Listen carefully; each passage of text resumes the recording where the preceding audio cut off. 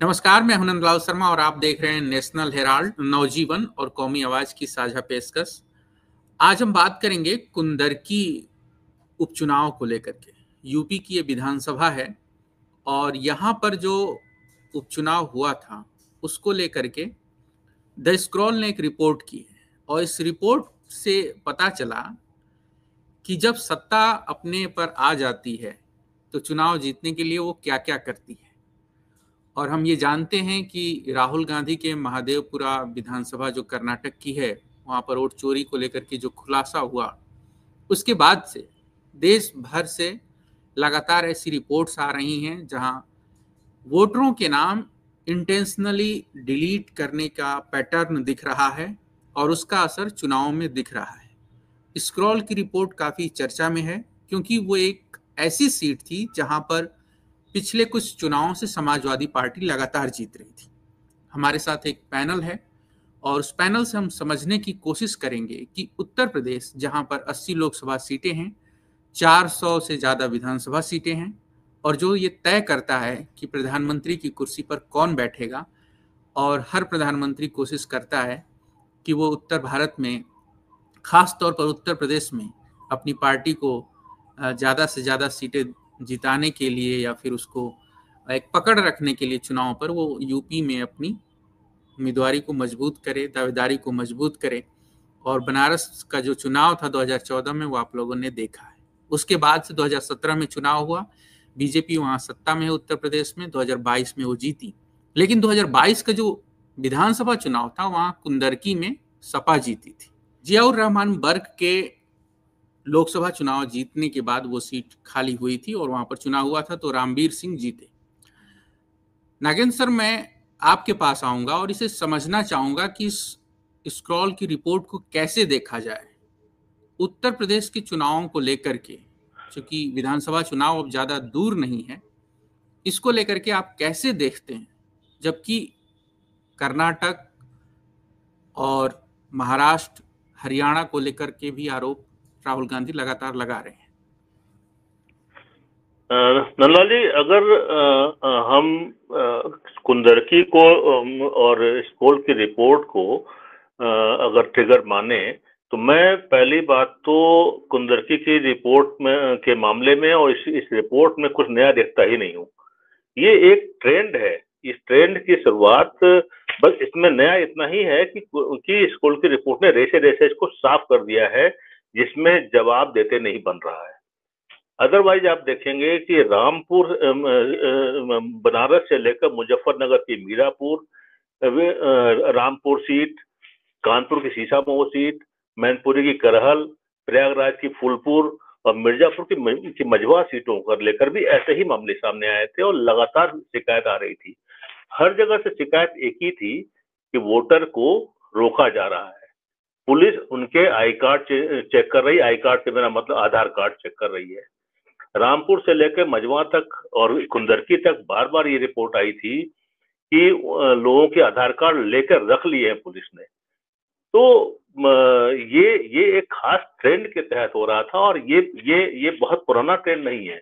ये ट्रेंड इधर पिछले दो चुनाव का ट्रेंड है। ये 2022 में मैंने देखा इसको, 22 में तो खुल के देखा इसको और 17 में इसकी शुरुआत हुई थी। तो इसको मैं महादेवपुरा की वोट की धांधली से लेकर के महाराष्ट्र का जो मामला आया, वो इन सब को मैं एक पैटर्न पे देखता हूँ।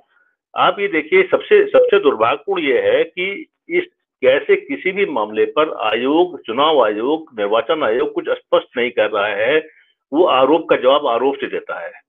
अभी आपसे बात करते हुए मैं चेक कर रहा था, तो निर्वाचन आयोग ने अभी एक लखनऊ से उन्होंने अपलोड किया है कुछ देर पहले, देशबंधु ने जो छापा है। और ये जो उन्होंने उत्तर प्रदेश के मुख्य निर्वाचन अधिकारी ने, सीईओ ने, सोशल मीडिया प्लेटफॉर्म एक्स पर पवन खेड़ा के पोस्ट को रीपोस्ट करते हुए कुछ कमेंट किया है। उसको अगर आप देखेंगे तो उसमें भी उन्होंने कुछ साफ नहीं कहा। वो क्या कह रहे हैं? समाजवादी पार्टी के उम्मीदवार मोहम्मद रिजवान ने नवंबर 24 में कुंदरकी विधानसभा क्षेत्र में हुए उपचुनाव के संबंध में इलाहाबाद हाईकोर्ट में याचिका दायर की है यह मामला अभी कोर्ट में विचाराधीन है, इसलिए हम इस चुनाव के बारे में कोई टिप्पणी नहीं कर रहे हैं। आप सोचिए कि जब जरूरत इस बात की हो कि आप चुनाव आयोग को स्वतः इसमें कोर्ट के मामले का प्रेजुडिस होने का कोई वो सबजुडिस होने का कोई मामला ही नहीं है। ये चुनाव आयोग की पहली जिम्मेदारी है कि हमें यानी वोटर को, आम जनता को भरोसे में ले और ये बताए। अब वो चुनाव आयोग का तर्क क्या है? देखिए, चुनाव आयोग का इसमें तर्क है, यूपी के सीईओ ने कहा कि जहां तक वोटर लिस्ट की बात है उसमें किसी मतदाता का धर्म या जाति दर्ज नहीं होती है। भाई, कोई नई बात नहीं बता रहे हो।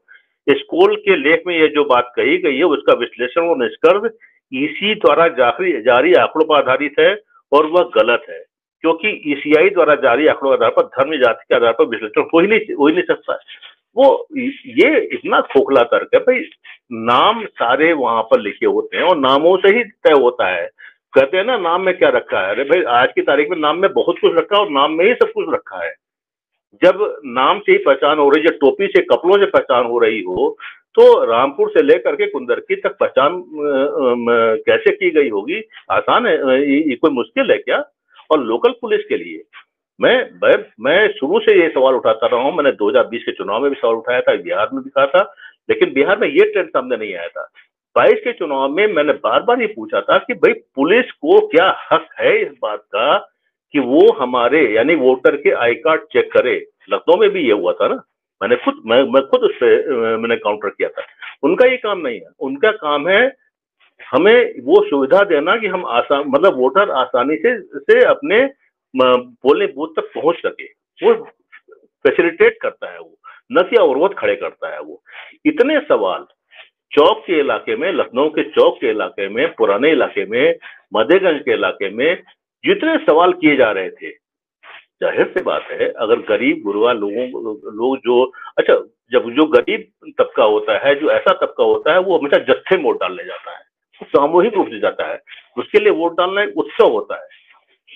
लेकिन अगर आप उनको रोक करके इतने सवाल करेंगे तो आधे से ज्यादा लोग तो लौट जाते हैं उसमें। तो ये एक अलग तरह का पैटर्न है। और कुंदरकी की इस रिपोर्ट के विश्लेषण के बाद ये साफ हो जाता है कि रामपुर से लेकर के मीरापुर तक जितने भी आरोप लगे हैं वो आरोप सही हैं। और बनारस के इलेक्शन को भी अगर आप देखेंगे तो आपको समझ में आ जाएगा कि बनारस के इलेक्शन का जो काउंटिंग का पैटर्न था, किस तरह से चीजें एक लेवल पे जाकर रुक गई थी और अचानक कई घंटे के लिए 2 घंटे के लिए काउंटिंग बंद हो गई। काउंटिंग बंद नहीं हुई थी, अनाउंसमेंट बंद हुआ था, उसके नतीजे बाहर आने बंद हुए थे और फिर नतीजे पलट गए थे। मैं उस पर कोई आरोप नहीं लगा रहा हूँ, लेकिन जो हुआ था वो सबकी नजरों में है। और आज के तारीख में उसको लेकर विवाद भी ठीक ठाक है। मैनपुरी में क्या हुआ था? मैनपुरी में यही तो हुआ था ना कि पुलिस ने वोटरों को धमकाया था। रामपुर में क्या हुआ था? रामपुर में बड़े इलाके में वोटरों को बाहर नहीं निकलने दिया गया। और रामपुर का एक सच और भी है, रामपुर का एक सच ये भी है कि एक खास कम्युनिटी, मैं सीधे से एक मुस्लिम कम्युनिटी के काफी लोगों को, बड़े जो रसूखदार लोग थे, उनको इतना प्रेशराइज किया गया तो वो शहर छोड़ के वो पहाड़ पे घूमने चले गए थे। ये भी सच है। अगर आप इसको पता करेंगे तो एक बड़ी, मतलब रामपुर इलाके की, रामपुर कॉन्स्टिट्यूंसी का एक बड़ी जमात उस चुनाव वाले एक दिन पहले पहाड़ पे, उत्तराखंड के पहाड़ों पे घूमने चली गई थी। आप कल्पना कर सकते हैं क्यों हुआ होगा? तो ट्रेंड बहुत साफ है, पैटर्न बहुत साफ है, इसमें बहुत बहस की गुंजाइश नहीं है। एक लाइन की बात इतनी सी है कि निर्वाचन आयोग बार बार हमें भरोसा दिलाने में, वोटर को भरोसा दिलाने में फेल हो रहा है। आज एक छोटा सा एग्जाम्पल अभी मैं आपको बताऊं, कभी जो जानकारी मिली शाम को, बनारस में एक वोट चोरी को लेकर के, मतदाता जागरूकता अभियान को लेकर के एक कोई सम्मेलन होना था। मुझे बहुत, मैं दावे से नहीं करता हूँ किसने किसने क्या किया था, लेकिन वहां के प्रेस क्लब का जो हॉल है उसमें होना था उसको। लेकिन उसकी अनुमति क्यों रद्द हुई, क्या रद्द हुई, लेकिन एंड रिजल्ट ये है, अंतिम खबर ये है, वो सम्मेलन या वो मीटिंग वो नहीं हो पाई। पुलिस वहां पे गई, उसने कहा कि साहब वो आपका ये अनुमति रद्द हो गई है। अब उसमें जो भी हो, लेकिन अब ये भी एक पैटर्न है ना। कुछ दिन पहले अभी बनारस के ही बीएचयू में गौहर रजा का एक डिबेट एक व्याख्यान होना था, उसको एक दिन पहले उसको रद्द किया गया। उनको ये बताया गया कि अपरिहार्य कारणों से हम इसको नहीं कर पा रहे हैं, हम कभी आगे सूचना देंगे। तो अब तो ये एक नया पैटर्न बन चुका है, और कब कहाँ किसकी कौन से कार्यक्रम रोक दिया जाएगा, कब कहाँ किसका बोलना रोक दिया जाएगा, कब कहाँ किसको बाहर निकलना रोक दिया जाएगा, ये चिंता का विषय है। इस पर बात होनी चाहिए। नंदलाल जी। बिल्कुल। उत्तम सर, मैं आपके पास आऊंगा। हमने देखा कि चुनाव आयोग ने आधार को एक तरीके से ई साइन के नाम पर राहुल गांधी के खुलासों और आरोपों के बाद इम्प्लीमेंट करने की कोशिश की, और कहा गया कि जो है अब वोटर लिस्ट से नाम डिलीट करवाने के लिए आपको आधार से लिंक्ड मोबाइल का उपयोग करना होगा। और फिर उसके बाद हमने ये देखा कि जो है ये स्क्रॉल की रिपोर्ट आती है, उससे पहले तमाम reports I, the reporters collectives ने कई रिपोर्ट्स की। चुनाव आयोग इनको खारिज कर देता है और फिर वो चुपके से ऐसे उपाय करता है जिसकी मांग जो है विपक्ष करता है कि आप पारदर्शिता दिखाइए, लेकिन उस तरीके की जानकारियां वो विपक्ष के साथ साझा नहीं करता है। कुंदरकी का मामला ये है कि एक ऐसी सीट थी जहां अल्पसंख्यक आबादी बहुत ज्यादा थी, और हम ये देख रहे हैं कि बिहार में भी बहुत जगहों पर ऐसा है। तो क्या इस टेम्पलेट को आने वाले बिहार चुनाव में भी इस्तेमाल किया जा सकता है? क्योंकि जो कुछ भी है वो सत्ता की सह पर, और हमने देखा है कि उत्तर प्रदेश में जब उस दिन उपचुनाव हो रहा था तो पुलिस किस तरीके से सक्रिय थी। क्या वो उपचुनाव था इसलिए, या फिर विधानसभा का चुनाव अलग होगा? और उसमें भी चुनाव आयोग की जो पूरी भूमिका है वो सवालों के घेरे में है। मैं चाहूंगा कि आप इस पर बात करें। चुनाव आयोग की क्या भूमिका रही है और उस पर मैं बाद में आऊंगा, लेकिन ये स्क्रोल की रिपोर्ट के बारे में कुछ चीजें बताना बहुत जरूरी है, क्योंकि स्क्रोल की रिपोर्ट कल आई, और स्क्रोल की रिपोर्ट जो है एक मील का पत्थर इसलिए है कि ये पहली बार है कि किसी मीडिया ऑर्गेनाइजेशन ने किसी उपचुनाव में, किसी असेंबली सेगमेंट में सारे के सारे पोलिंग बूथ का डेटा जो इलेक्शन कमीशन ने खुद जारी किया है, पोलिंग डेटा, उसको एनालाइज किया है। और वो एनालाइज करके जो उन्होंने दिखाया है वहाँ पे, वो चौंकाने वाला है। तो इसलिए ये कहना कि साहब ये सब जुडिस है, इलाहाबाद हाई कोर्ट में वो चल रहा है, इसलिए हम लोग कुछ नहीं बता पाएंगे, ये तो बहुत, ये तर्क जो है बहुत ही हल्का सा तर्क है। ये मुझे नहीं लगता है कि इसके पीछे कोई दम है। अब सवाल ये है कि कुंदरकी में हुआ क्या।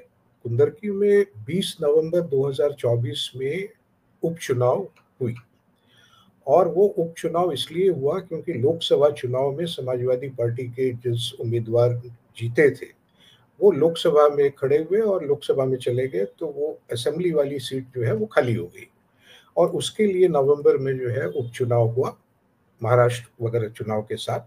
और उस उपचुनाव में भारतीय जनता पार्टी अपेक्षा के विपरीत जो है वो सीट भारी बहुमत से वो जीती।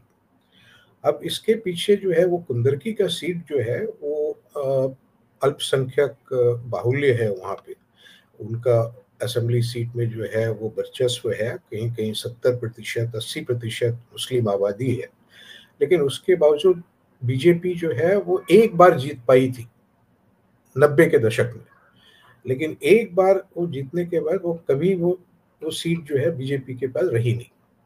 और 2012 में, 2017 में, 2022 में और लोकसभा का चुनाव जिसमें कुंदरकी भी एक असेंबली कंस्टिट्यूएंसी था, उसमें बीजेपी हारी। लेकिन खेल हुआ लोकसभा चुनाव के बाद। लोकसभा चुनाव और उपचुनाव के बीच में जो 4-5 महीने हुए, जून और नवंबर के बीच में, तो स्क्रोल की रिपोर्ट ये बताती है कि उसमें चुनाव आयोग ने 3 बार रिवीजन किया, 3 बार 4-5 महीने में। अभी तो आप बिहार में स्पेशल इंटेंसिव रिवीजन कर रहे हैं, वो 4-5 महीने के अंदर वो कुंदरकी का वोटर्स लिस्ट जो है वो 3 बार रिवीजन हुई, और हर एक रिवीजन में नाम कटते गए, नाम एडिशन होता रहा वहाँ पे, और उसका नतीजा जो हम लोग देख रहे हैं, आउटकम जो है वो है कि जहाँ समाजवादी पार्टी 17,000 वोट से जीती 2012 में, 10,000 वोट से जीती 2017 में, 45,000 वोट से जीती 2022 में। वही समाजवादी पार्टी 2024 के उपचुनाव में 1,45,000 वोट से जो है हार जाती है। और समाजवादी पार्टी को 25,000 वोट्स मिलते हैं, जबकि भारतीय जनता पार्टी को 1,70,000 के तकरीबन वोट मिलता है पहली बार। तो ये जो है ये कैसे हुआ, ये स्क्रोल ने जांच किया और चुनाव आयोग के डेटा को लेके हर एक पोलिंग भी 436 पोलिंग बूथ्स थे और 436 पोलिंग बूथ्स का उन्होंने एग्जामिन किया और कंप्यूटर में उन्होंने डाला इसको और एआई का भी सहारा लिया और उसमें कहा कि भाई नाम से, वोटर का नाम और वोटर के पिताजी का नाम, उससे आप ये बताइए हमको कि भाई ये मुसलमान है कि नहीं है, निस्संदेह कुछ पता चलता है कि नहीं। तो अगर वोटर के नाम से भी नहीं पता चलता हो, लेकिन उसके पिताजी के नाम से भी अगर ये पता चलता है कि वो मुसलमान है या हो सकता है, तो उस बेसिस से उन्होंने एनालाइज किया कि भाई इतने मुसलमानों का नाम कटा या इतना मुसलमानों का नाम ऐड हुआ, इतने हिंदुओं का नाम ऐड हुआ और इतने हिंदुओं का नाम जो है वो काटा गया।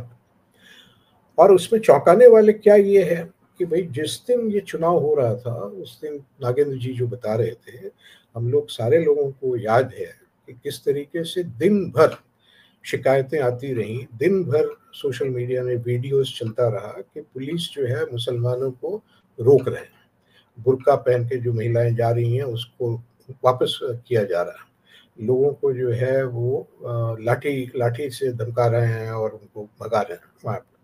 ये हुआ और वो अब स्क्रोल के रिपोर्ट में वो सही साबित हो रही है। उस दिन जिस दिन चुनाव हो रहा था उस दिन जो है समाजवादी पार्टी के उम्मीदवार जो हैं वो चुनाव आयोग को बार बार ये कहते हैं कि साहब यहाँ पे रीपोल करवाइए, यहाँ पे पोलिंग जो है कैंसिल कीजिए, यहाँ पे धांधली हो रहा है, यहाँ पे पुलिस ये कर रही है वो कर रही है, सारी शिकायतें वहाँ पे दर्ज हुई। चुनाव आयोग को कोई फर्क नहीं पड़ा। वहाँ पे चुनाव आयोग को पता नहीं होगा ये तो गले से नहीं उतरता। उनके अधिकारी होते हैं, उनके ऑब्जर्वर्स होते हैं, उनको बाहर से जो है वो IAS अधिकारियों को भेजा जाता है वहाँ पे एक्सपेंडिचर ऑब्जर्वर्स हैं, वहाँ पे पुलिस का ऑब्जर्वर है, वहाँ लॉ एंड ऑर्डर देख रहे हैं, CCTV लगी हुई है और चुनाव आयोग को कुछ पता नहीं है। ये तो नहीं हो सकता। तो ये उस दिन सबके आंखों के सामने ये हुआ जैसे नागेंद्र जी भी बता रहे थे वहाँ, लेकिन चुनाव आयोग ने कुछ नहीं किया उस पर।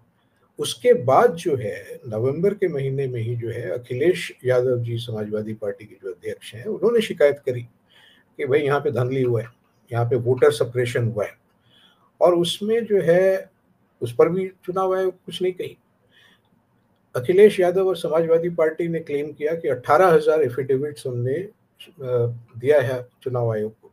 चुनाव आयोग कह रही थी कि भाई एफिडेविट दीजिए, तो हम लोगों ने 18,000 एफिडेविट दिया है वहाँ पे और उसमें कुंदरकी भी शामिल होगा ऐसा मैं एज्यूम कर रहा हूँ। हालांकि अखिलेश यादव अगर रिपोर्ट देखिए तो वो दूसरे कंस्टिट्यूएंसीज की बात कर रहे हैं नवंबर में 2024 में, लेकिन 18,000 का जो दिया है तो उसमें कई कंस्टिट्यूएंसीज के बारे में उन्होंने कहा कि यहाँ ऐसे ऐसे हुआ है कि जिन्होंने लोकसभा में वोट दिया लेकिन उनका नाम जो है कट गया, वहाँ पे उन्होंने एड्रेस नहीं बदला, वो वहीं पर थे लेकिन उनके फैमिलीज के बहुत सारे लोगों का नाम कटा। तो ये एक दूसरी बात हो। तीसरी बात ये आई कि भाई बीजेपी ने जो है वो अलग से एक स्लिप दिया था वोटर्स को, वहाँ पे स्पेशल स्लिप, वोटर स्लिप, वो दिखाने पर जिन लोगों ने उसको दिखाया उनको अलाउ कर दिया कि भाई आप बिना रोक टोक के आप जाके वोट दे दीजिए। ये कहाँ तक कानूनी तौर पर ये सही है, ये मेरे दिमाग में एक डाउट है कि भाई कोई पार्टी जो है स्पेशल वोटर स्लिप दे सकती है नहीं दे सकती है। वोटर स्लिप तो देते थे, हर एक पार्टी अपना घर घर में घूम घूम के अपना देती थी और उसमें अगर भारतीय जनता पार्टी का सिंबल हो, भारतीय जनता पार्टी का नाम लिखा हो या कोई ऐसा कलर हो जिससे लोगों को पता चले कि यह भारतीय जनता पार्टी का है, तो वो चुनाव आयोग को देखना चाहिए था कि भाई ये परमिसेबल है कि नहीं है वहाँ। और ये भी मुझे लगता है कि जो उनके रूल्स हैं वहाँ पे उसके खिलाफ है, क्योंकि आपको याद होगा कि एक बार प्रधानमंत्री वोट देने के बाद पोलिंग बूथ के बाहर आके कमल का फूल दिखा रहे थे और उस पर जो है चुनाव आयोग ने संज्ञान लिया था।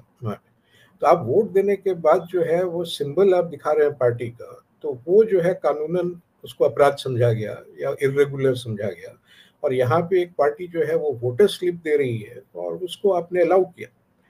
और जाहिर था कि ये पुलिस वालों के लिए था कि पुलिस वाले जो है उसको देखते ही समझ जाएंगे कि भाई ये रूलिंग पार्टी का है और बिल्कुल इसको जो है वो जाने देना है।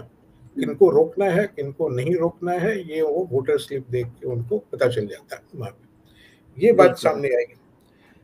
और उसके बाद जो चीजें पता चला वो है कि आपको एक आंकड़ा जो स्क्रोल ने दिया है वहां पे कि जिस बूथ में मुस्लिमों का संख्या 85% से ज्यादा था उन बूथ्स में बीजेपी का वोटर जो है वो वोट शेयर जो है 70% से ऊपर चला गया।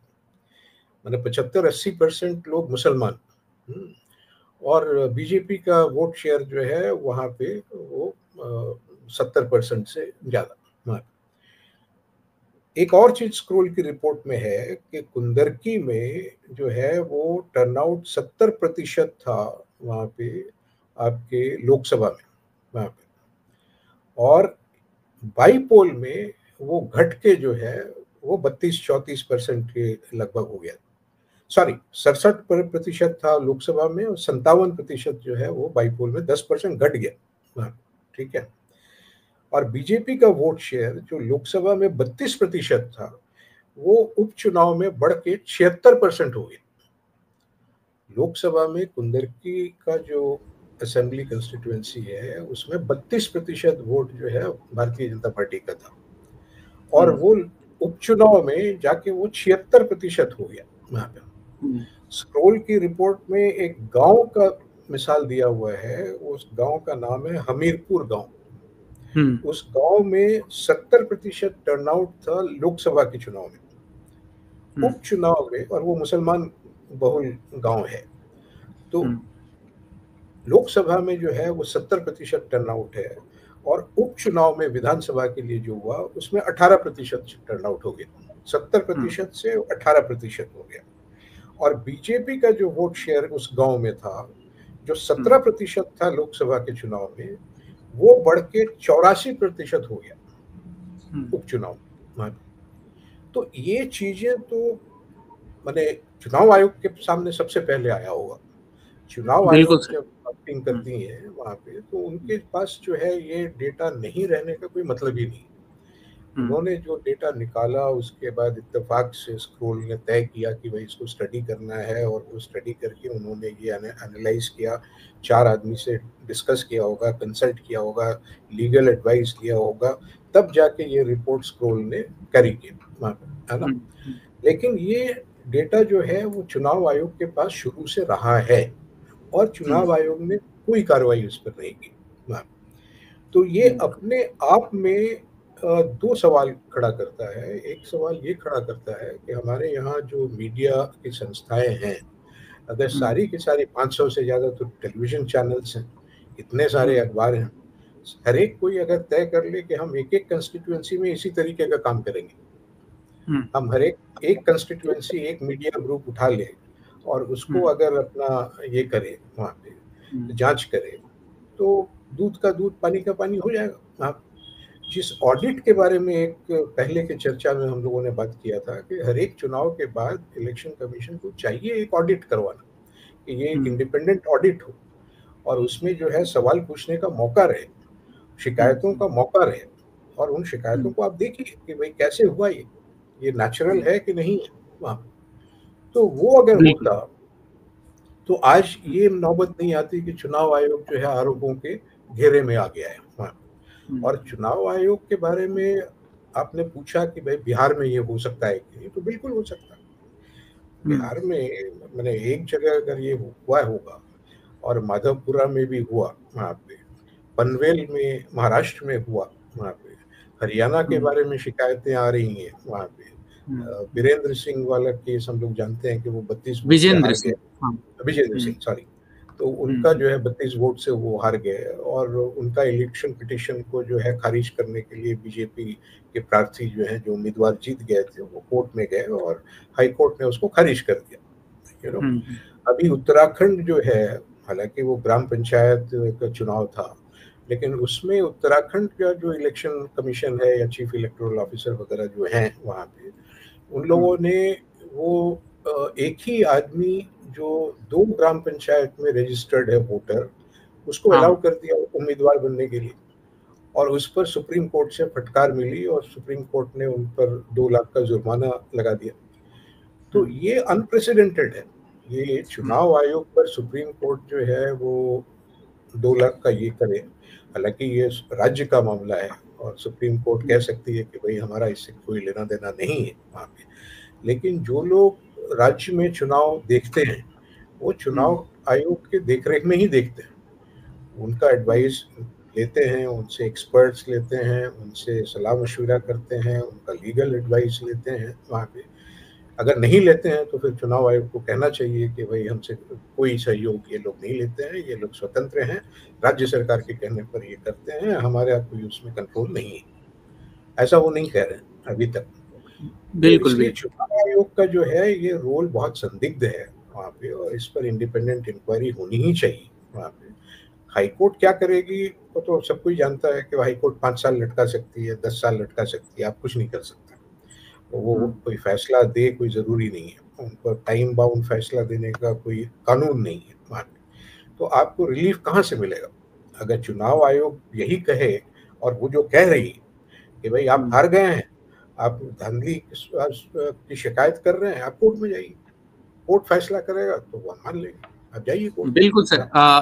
हम नागेंद्र सर के पास आएंगे 1-2 मिनट के कमेंट के लिए, और फिर इस डिबेट को हम जो है कंक्लूड करेंगे, क्योंकि उत्तम सर ने काफ़ी कुछ एक्सप्लेन किया है। लेकिन नागेंद्र सर, जो स्क्रॉल की रिपोर्ट है वो हमारे दर्शकों के लिए सर ने एकदम एक्सप्लेन कर दी है। अब सवाल ये है कि ऐसी शिकायतों पर, चाहे वो राजीव कुमार हो चाहे ज्ञानेश कुमार, कोई एक्शन तो होता नहीं है। और आप देखिए कि बिहार के बाद भी कई सारे राज्यों के चुनाव हैं, असम का मामला है, केरल का चुनाव है, तमाम जगहों पे जो है विधानसभा के चुनाव होने वाले। आखिर कैसे भरोसा कायम होगा, कैसे जो है चुनाव आयोग पर कोई यकीन करेगा कि वो फर्जीवाड़ा नहीं होने देगा, किसी एक पार्टी को, सत्ताधारी पार्टी को फायदा नहीं पहुंचाने देगा। आप यूपी का पूरा केस जानते हैं, उसके आलोक में अगर हम बात करें तो कोई रास्ता दिखता नहीं है एक आम वोटर के पास, और ना ही पार्टियों को दिख रहा है। नंदलाल जी, संकट ये है, सबसे बड़ा संकट ये है जिसका इशारा अभी उत्तम कर रहे थे, कि जिनका ये काम था उन्होंने अपना काम छोड़ दिया है। मीडिया ने चुनाव के बाद, क्या पिछले कुछ सालों में, पिछले 4-5 चुनाव में आपने ये देखा कि किसी एक, मतलब अपवाद छोड़ दीजिए, अपवादों की बात मत कीजिए, आमतौर पे मीडिया, खासतौर से हिंदी मीडिया ने किसी इलाके में पेनिट्रेट करके ऐसी रिपोर्ट लिखी हो कि यहाँ पर धांधली हुई थी। मैं तो कह रहा हूं, कुंदरकी से लेकर रामपुर तक चुनाव आयोग खाली एक सैंपल मोहल्ला ले लेता और जाके खाली ये पूछ लेता, कोई पूछ लेता, चुनाव आयोग पूछता या मीडिया पूछता या कोई अखबार वाला पूछता, तो ये पता चल जाता कि वहां के लोगों के ये उंगली पे निशानी नहीं है भाई। जो वैलिड वोटर पिछले 5 चुनावों से वोट देता आ रहा है, उसकी उंगली पे निशान नहीं थे, वोटर वो वोट नहीं दे पाया था। और लेकिन उस इलाके में वोट खूब पड़े थे भाई। आबादी 65 to 75% मुस्लिम आबादी है, वोट वो डाल नहीं पाया, और बीजेपी वोट बढ़ा किसका? बीजेपी का। सवाल ये है कि ये हम लगातार देख रहे हैं भाई कि निर्वाचन आयोग ने अपनी भूमिका बिल्कुल बदल ली है। पहले चुनाव के हर दिन, हर पोल के शाम को इलेक्शन कमीशन की ब्रीफिंग होती थी, कहीं भी ब्रीफिंग होती थी, और वो ब्रीफिंग बताती थी कि इतने % पोलिंग हुई है। ये हम लोगों ने इतने चुनाव कवर किए हैं कि हम सबको पता है भाई कि पहली ब्रीफिंग 5:30 से 6 बजे के बीच में होती थी, दूसरी ब्रीफिंग 7:30 बजे होती थी और उसमें वो बताते थे कि अब इसके बाद 7:30 की ब्रीफिंग को हम फाइनल मानते थे और उसमें माइनर चेंजेस होते थे जो जो अगले दिन हो पाता। और ये वो समय था जब सब कुछ मैनुअल था, जब ईवीएम नहीं था। आज मतलब हमारे अविश्वास को बढ़ाने के लिए इतना ही काफी है कि एक डिजिटल युग में जहां एक बटन दबा करके आप आंकड़ा कंपाइल कर सकते हैं और 3-3 दिन बाद, एक हफ्ते बाद वोट बढ़ जा रहे हैं भाई, ये कैसे हो सकता है? तो वो सारा संकट तो भरोसे का है। आप मुझे एक भी एग्जाम्पल दे दीजिए, मैं बिहार का एग्जाम्पल ले लूं, मैं यूपी का एग्जाम्पल ले लूं कि किसी निर्वाचन आयोग ने पिछले 4 चुनाव में कोई ब्रीफिंग की है क्या? राजीव कुमार से लेकर के और ज्ञानेश कुमार तक जो ब्रीफिंग हो रही है, ये ब्रीफिंग है क्या? वो आते हैं अपनी बात कहने के लिए और एक खंडन करने के लिए आते हैं। खंडन का समय नहीं है, ये भरोसा दिलाने का समय है। मैं फिर वही कहूंगा ना कि भाई अगर आप सिर्फ एक सैंपल सर्वे कर ले, सिर्फ एक सैंपल, आज भी अगर आप एक सैंपल सर्वे करेंगे तो आपको पता चलेगा कि कितने लोगों ने वोट दिया ही नहीं है। और हम मतलब मैं आज भी स्कूल की रिपोर्ट पढ़ने के बावजूद मैं ये नहीं समझ पा रहा हूं कि इतने वोट किसने डाले, कैसे पड़े, कौन सा डिवाइस था जिसने वोट कैलकुलेट किए, जितने ये कौन सा डिवाइस था जिसने वोट ईवीएम तक पहुंचाए, कैसे हुआ? कुछ भी नहीं है भाई। भाई आप निर्वाचन आयोग 5 बजे के बाद पोलिंग बढ़ जाने का डेटा नहीं दे पा रहा है, 5 बजे के बाद पोलिंग बढ़ जाने का, 6 बजे बाद पोलिंग बढ़ जाने का वो वीडियो नहीं दे पा रहा है, बोथरे तर्क दे रहा है, वो कह रहा है कि उसकी प्राइवेसी का हवाला दे रहा है और अभी उपराष्ट्रपति के चुनाव में वो वीडियो जारी कर रहा है, सारे वीडियो जारी होते हैं। अजीब स्थिति है। तो अब तो सर तो सवाल ये है ना, कहने का मतलब ये है कि इस मर्ज का कोई इलाज नहीं है अभी। हाँ, मतलब मर्ज ये वही वाला मामला है कि मर्ज लाइलाज हो गया है और जो दवा देने की कोशिश हो रही है वो और बिगड़ता जा रहा है। कोई दवा तो दी नहीं जा रही, दवा जो दी जा रही है वो दवा नहीं है बल्कि वो दबाने का इंजेक्शन है। जब आप दबाने का इंजेक्शन देंगे मर्ज भड़केगा, वो कैंसरस होता जाएगा। और ये मामला, ये मर्ज वाकई कैंसरस हो चुका है जो हम सबके चिंता का विषय है। उत्तम सर, आपकी आखिरी टिप्पणी जो है इस पर मैं चाहूंगा, जैसे कि मतलब 140 करोड़ की आबादी वाले इस देश को एक रास्ता तो दिखना चाहिए ना कि ये जो सब कुछ चल रहा है, चुनाव आयोग जो पूरे सवालों के घेरे में है। आपने ऑडिट की बात की, आपने मीडिया की रिपोर्टिंग की बात की। मैं चाहूंगा कि बहुत ही संक्षेप में आप बताएं कि आखिर ये जो एक अंधेरी गली का जो सिरा है वो कहाँ जा करके खुलता है? देखिए, चुनाव आयोग ने अपने लिए जो नियम बनाए हैं वहाँ पे ऐसा है कि ऑब्जर्वर वो भेजते हैं, जैसा मैंने कहा कि हर एक चुनाव में बाहर के राज्य से आईएएस अधिकारी जो हैं उनको भेजा जाता है, उनको गाड़ियाँ दी जाती हैं, सुरक्षा दी जाती है, सुविधाएं दी जाती हैं, कंट्रोल रूम बनती है, रिकॉर्ड रखा जाता है, सीसीटीवी कैमरा का इस्तेमाल होता है। तो सारी चीज़ें होती हैं जो इसको वोटर फ्रॉड को रोकने के लिए और निष्पक्ष चुनाव करवाने के लिए। चुनाव आयोग जो है वो विदेशों से भी लोगों को बुलाती है कि भाई आप हमारा चुनाव देखिए, और दूसरे जगह जब चुनाव होता है दूसरे मुल्कों में तो चुनाव आयोग से भी लोग बुलाते हैं कि भाई आप भी अपना एक्सपर्ट भेजिए और हमको सुझाव दीजिए। आपको याद होगा कि बांग्लादेश का जो चुनाव हुआ था, पिछला चुनाव, वहाँ पे हमारे चुनाव आयोग के लोग गए थे और उन्होंने क्लीन चिट दिया था कि बहुत अच्छा चुनाव हुआ, बहुत साफ सुथरा चुनाव हुआ। और उसी को जो है बांग्लादेश के लोगों ने खारिज कर दिया और कहा कि नहीं साहब, इसमें बेईमानी हुई है, और विपक्ष को जो है वो वोट देने के लिए नहीं दिया गया।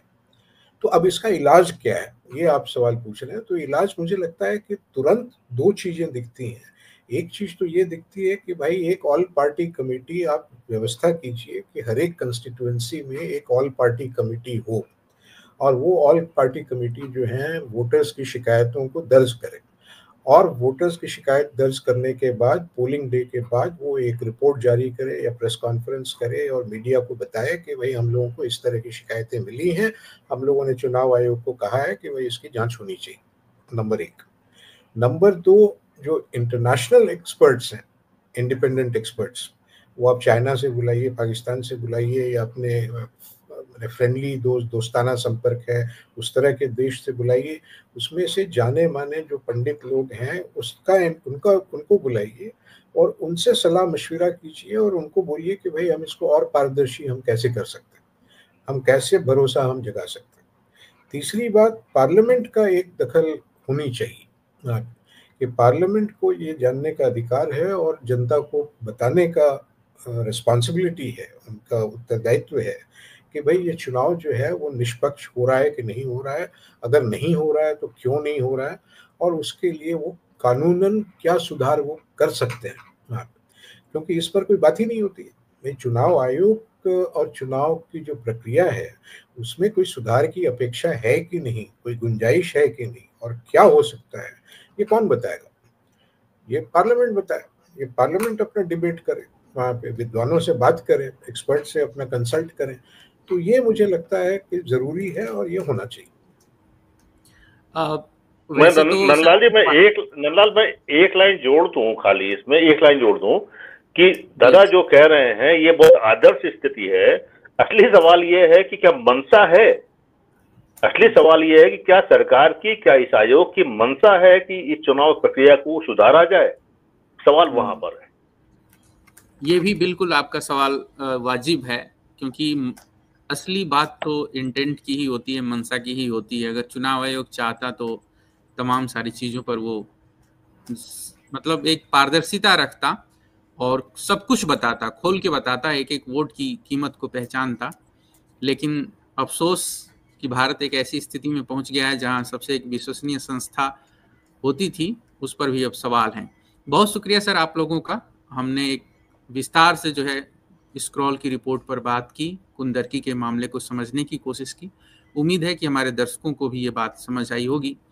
और आप सबसे अपील है, जो भी इस वीडियो को देख रहे हैं दर्शक, कि अपने दोस्तों के साथ इसे ज़्यादा से ज़्यादा शेयर करें, लोगों तक पहुंचाएं। बहुत ही आसान भाषा में हमने समझाया है कि कुंदरकी में हुआ क्या और उसका प्रभाव, असर और सवाल क्या क्या हैं। बहुत शुक्रिया सर। इसी के साथ कंक्लूड करते हैं। आप सबका बहुत बहुत धन्यवाद।